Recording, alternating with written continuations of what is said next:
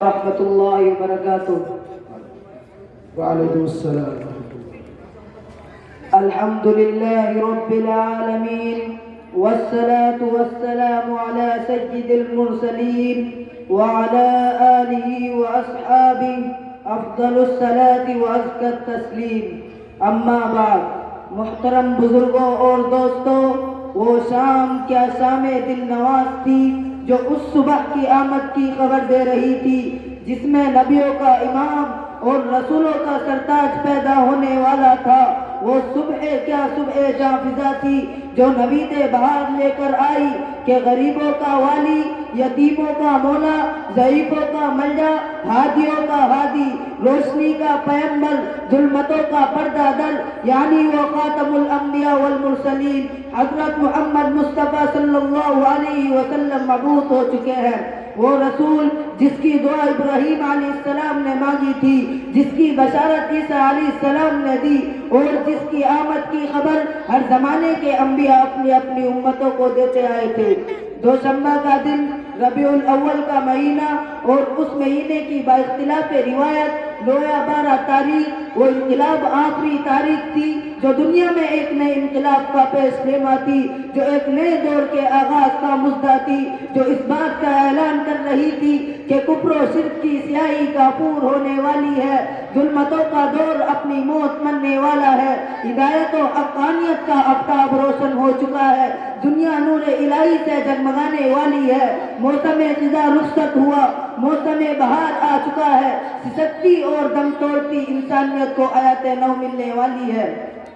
وہ رسول جس کی صداقت و امانت بچپن ہی سے ضرب المثل بن چکی تھی، جس کے پابندی عہد اور صفائی معاملے کے اہل دنیا شروع سے ہی گربیزہ تھے، جس کے قصائل عمیدہ اور اوصاف فاضلے کا سکہ نبوت ملنے سے پہلے ہی سارے عرب میں چلنے لگا تھا، جسے اپنے پرائے بھی صادق و امین کے لقب سے پکارتے تھے، جو راست بازی، ایفائے وعدہ اور عدل پروری کی وہ مثالیں چھوڑ کر گیا جن کا جواب نہ پہلے تھا نہ آئندہ مل سکے گا۔ وہ اپنے کمالات و صفات میں خود اپنا جواب تھے۔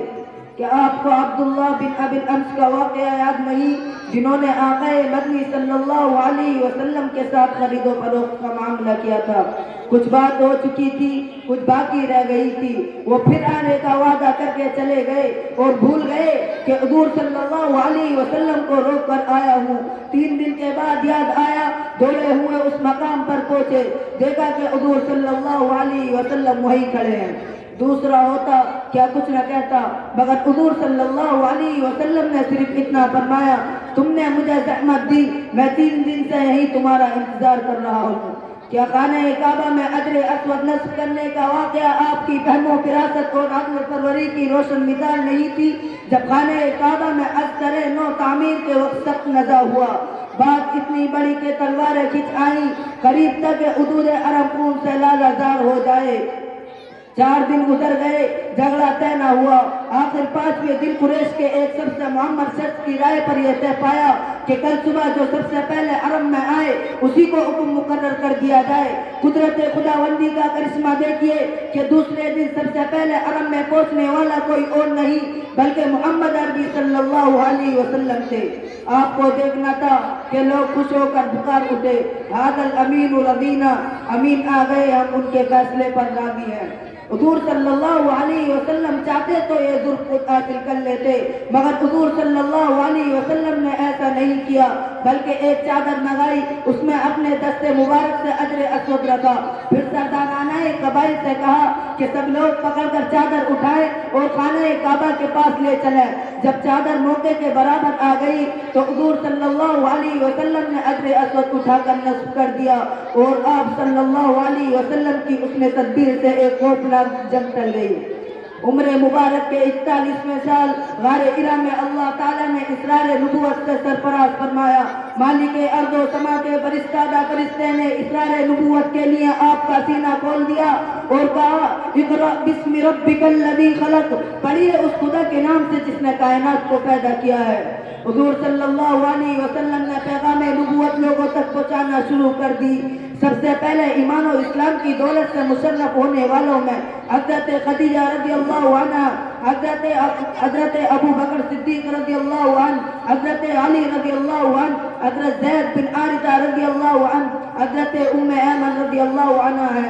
پھر ان حضرات کی کوشش سے اسلام کا دائرہ پھیلنا شروع ہوا، مگر ابھی تک کلم کلا تبلیغ کا حکم نہیں تھا، لیکن وہ مرحلہ بھی آ گیا اور ارشاد ہوا فَاسْدَعْ بِمَا تُؤْمَرُ، جو حکم تم کو ملا ہے اسے علی الاعلان کہہ دو۔